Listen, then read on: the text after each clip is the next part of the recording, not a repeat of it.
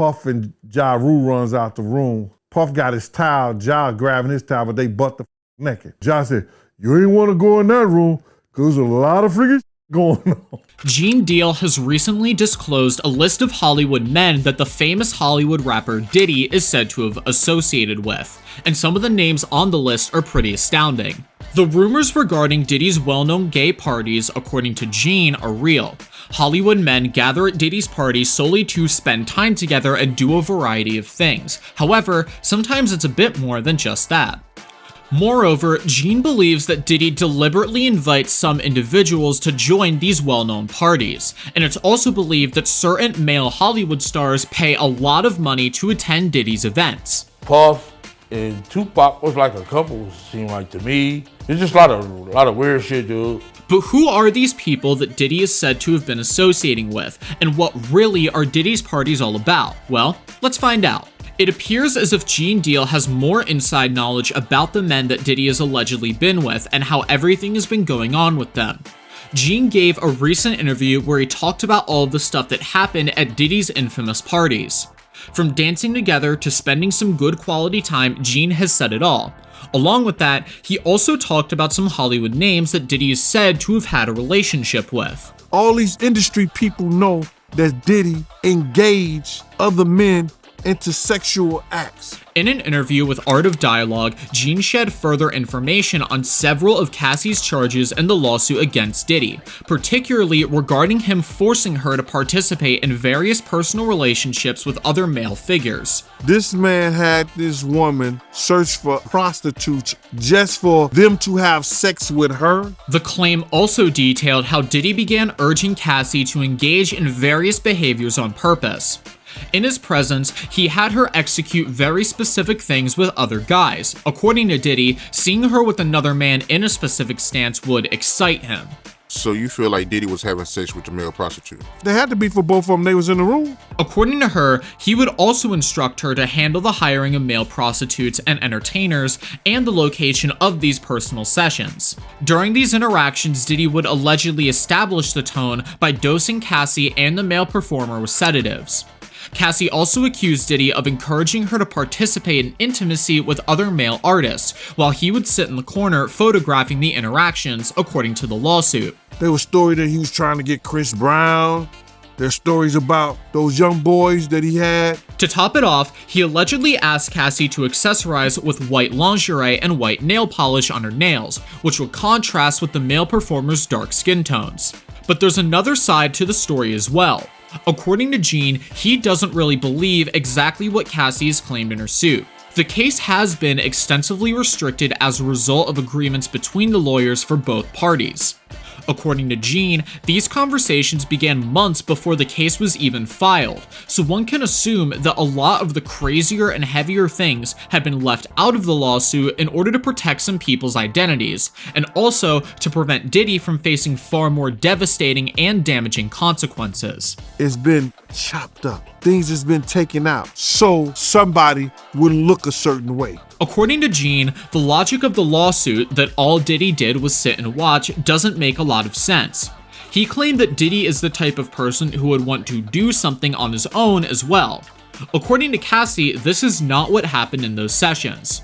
Gene believes that the lawsuit might just be the tip of the iceberg, and there's a lot more to know about, but it's not being brought to the front. What Gene believes is that Diddy also engaged in some of these encounters while doing everything else he was accused of. She ain't the only one freaking off. The prostitute ain't the only one freaking off. Old boy is freaking off also. One of Diddy's other bodyguards, Roger Bonds, also spoke out recently in regard to different charges leveled against his former employer in Cassie's shocking lawsuit. In a new TikTok video, Roger effectively verified an incident which had been claimed in Cassie's suit, in which he described being, quote, stomped in the face by Diddy after being seen chatting to another talent manager back in 2005. Roger claimed that he intervened to try and settle the situation, but he was not successful.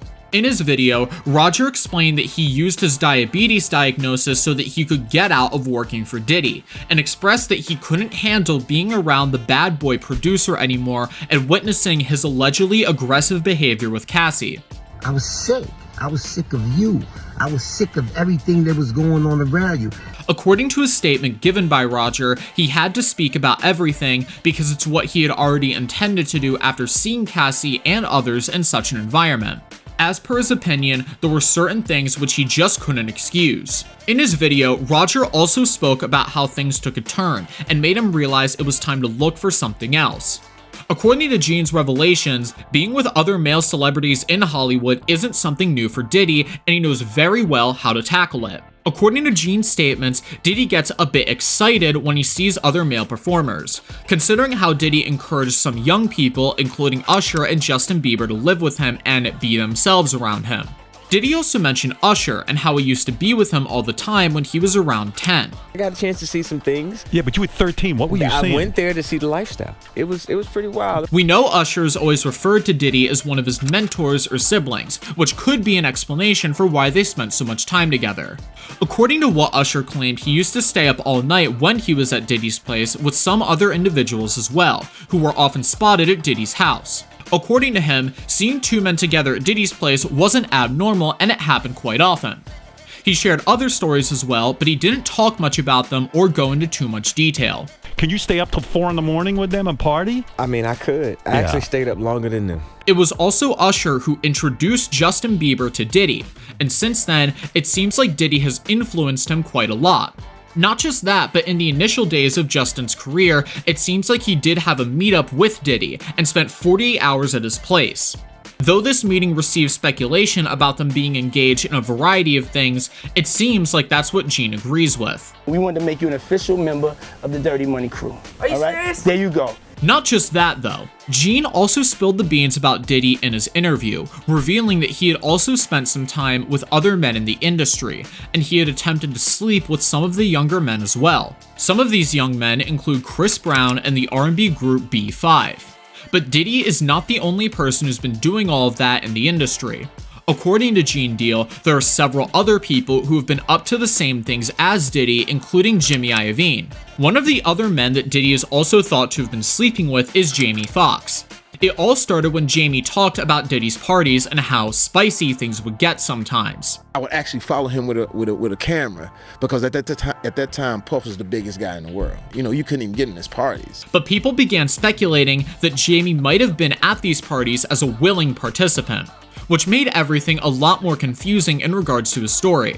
Everything got pretty clear though, especially when Jamie faced the same controversy as Diddy, and shortly after that he decided to distance himself from the renowned rapper. I remember watching Puff at the Beverly Hills Hotel, and it's a pool party that is ridiculous, man. Gene also discussed Diddy's reported interaction with Ja Rule in his interview. As Gene tells it, this interaction was a lot more than just a meeting. When Ja said, you don't want to come up in there, a lot of freaky stuff is going on. You got to use your mind. The meeting began when he accompanied the Grammy Award-winning artist into an exotic bookstore in Atlanta in the early 2000s. As per details given by Genedeal, this interaction caught the attention of a lot of people and made the figure, once again, to be in the headlines. According to Gene, Ja Rule is another figure in the Hollywood industry that Diddy is said to have been associated with, to the point where the two have been thought of sharing the same room.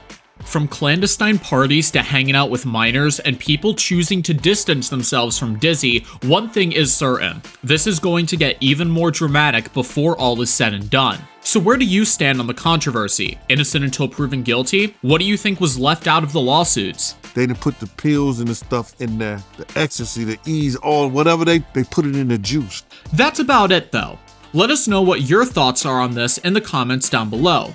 If you've enjoyed watching this video and you want to stay updated with all of the latest tea, make sure that you give this video a thumbs up and subscribe to the channel. Don't forget to ring the bell icon on your way out. Thanks for watching, and I'll be seeing you in the next video.